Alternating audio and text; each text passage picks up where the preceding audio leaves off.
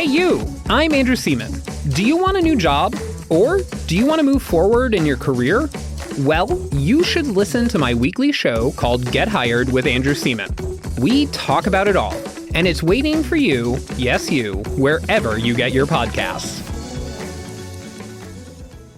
The LinkedIn Podcast Network is sponsored by Oracle. AI may be the most important new computer technology ever, but AI needs a lot of processing speed, and that gets expensive fast. Upgrade to the next generation of the cloud, Oracle Cloud Infrastructure, or OCI. OCI is a single platform for your infrastructure, database, application development, and AI needs. Do more and spend less. Take a free test drive of OCI at oracle.com/LinkedIn Podcast Network. LinkedIn presents.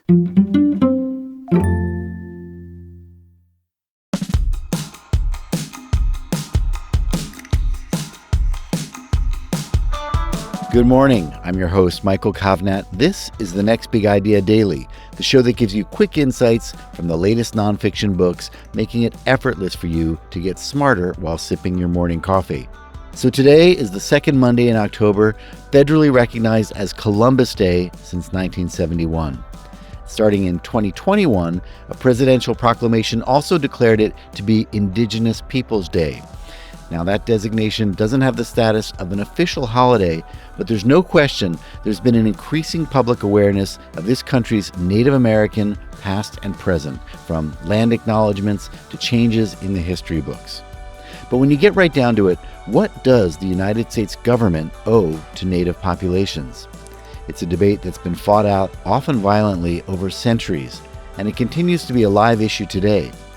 Investigative journalist Rebecca Nagle tackles part of this story in her new book, By the Fire We Carry: The Generations-Long Fight for Justice on Native Land. Rebecca has written for The Atlantic, The Washington Post, The Guardian, Indian Country Today, and other publications, and she hosts the podcast This Land. Rebecca is a citizen of Cherokee Nation, and she joins us now to share some of her big ideas.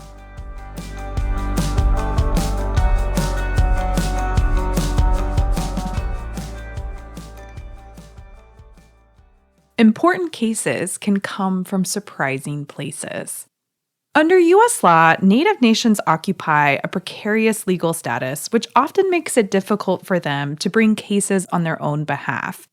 As a result, many of the most important legal decisions about tribal land and sovereignty come from surprising places, like this one, which started in 1999 as a small-town murder. The McIntosh County courtroom is a mismatch of drop ceilings and fluorescent lights hanging low over ornate wood paneling. In the spring of 2000, Patrick Murphy stood trial here for the murder of George Jacobs. Patrick Murphy and two other men had slit George's throat, cut open his stomach, castrated him, and left him in a ditch where he bled to death.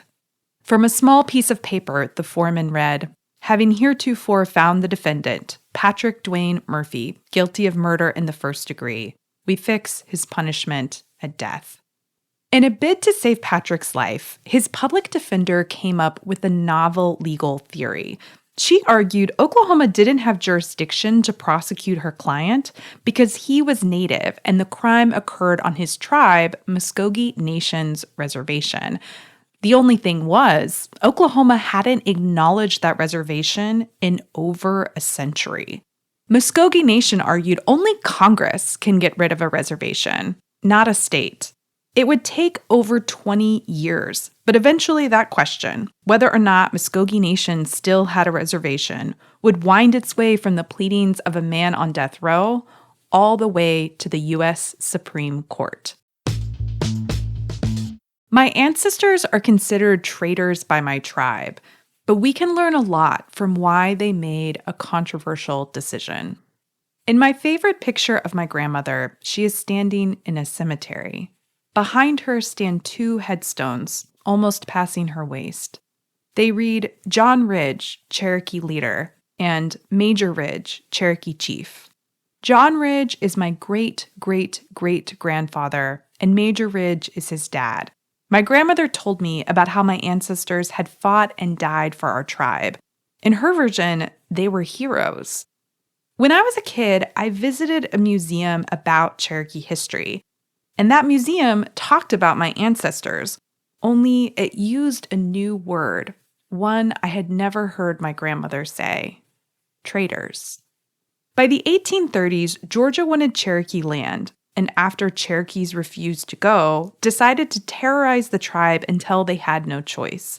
The state created a special militia that abducted, tortured, and even killed Cherokee citizens. The state rattled off sections of Cherokee land to white settlers until Cherokees were driven from their homes.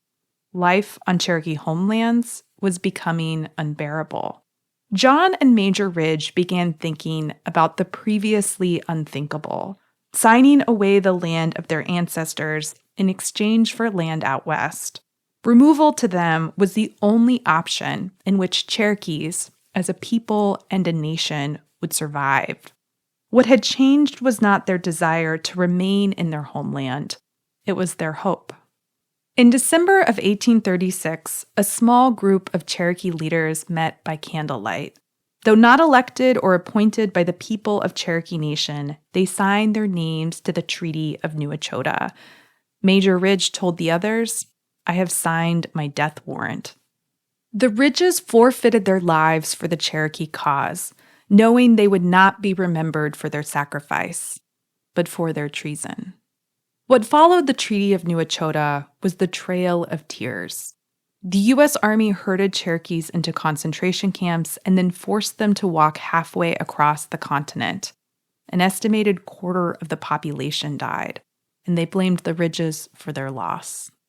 On the morning of June 22, 1839, John Ridge and his family awoke to a loud noise.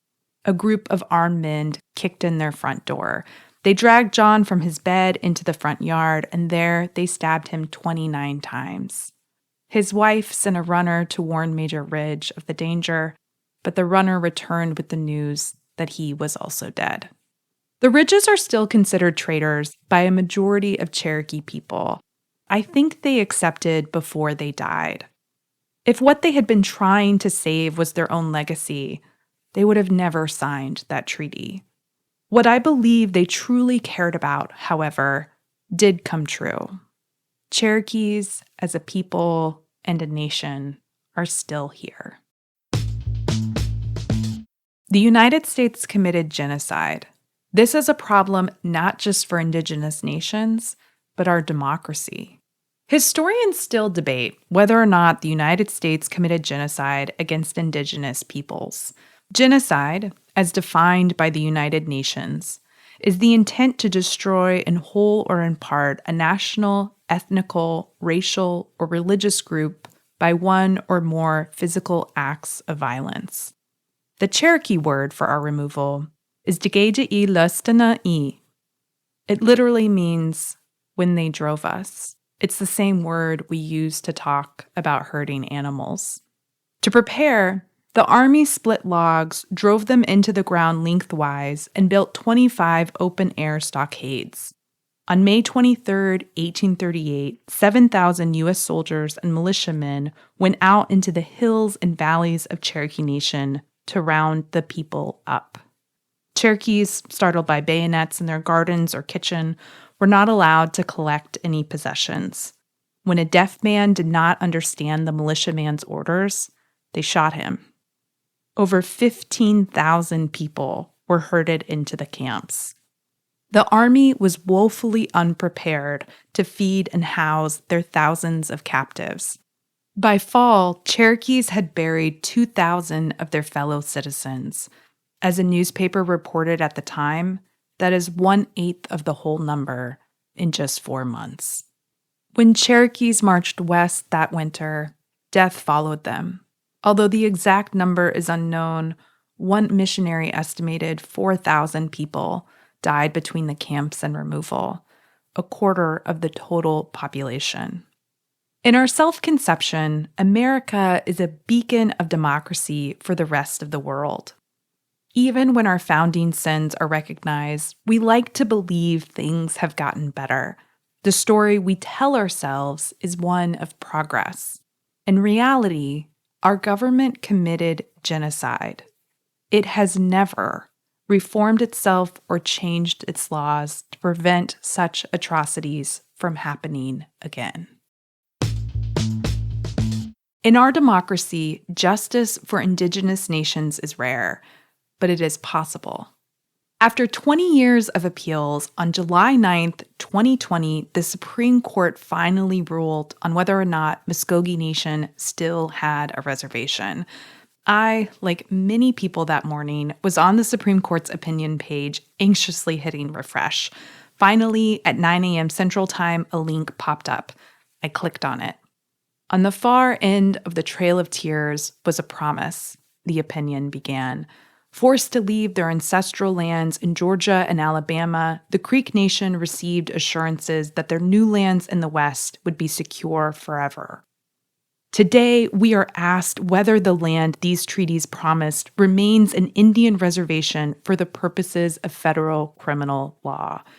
Because Congress has not said otherwise, we hold the government to its word.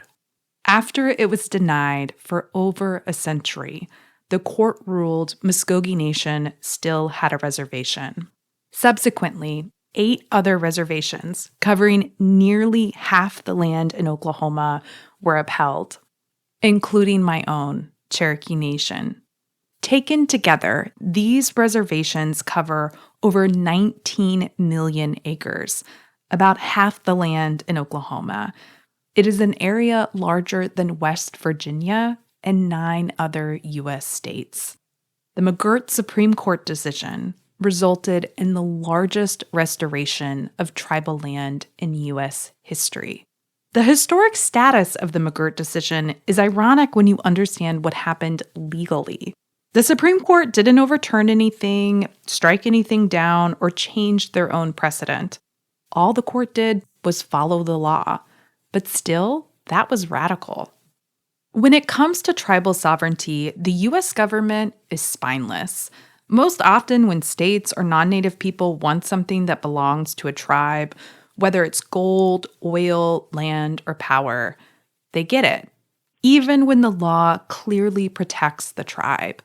Greed, not justice, has governed more of our history than we are willing to admit.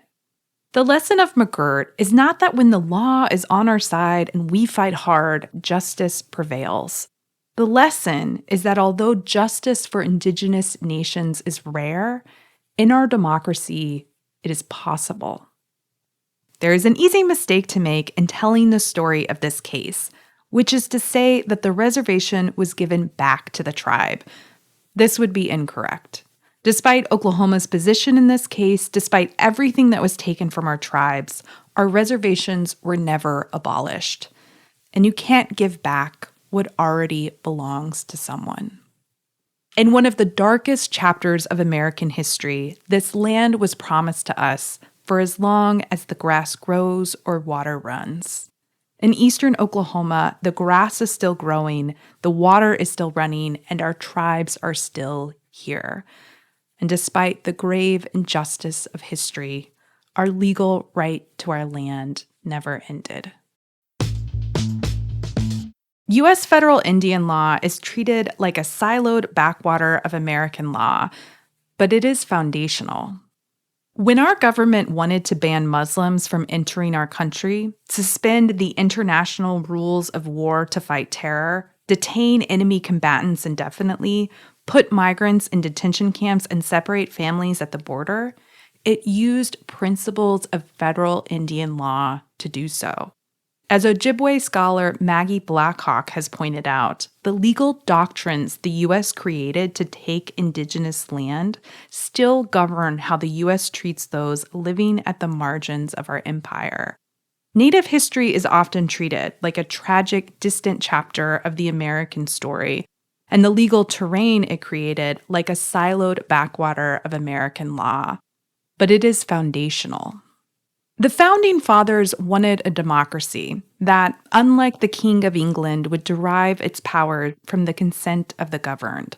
But they also wanted an empire, and so they built both. A democracy that at its center gave every citizen a voice and a vote, and an empire that as it constantly expanded, controlled the lives and lands of people who had no say. While over the centuries, who was included in that center of democracy changed, the edge of empire never went away. From indigenous nations to Guam and Puerto Rico to migrants detained at our border, there have always been people who lived under the raw power of our government, but without the liberties and privileges of our Constitution. Our inheritance as American citizens is a democracy that is often wildly anti-democratic, a government that rules both by consent and by conquest.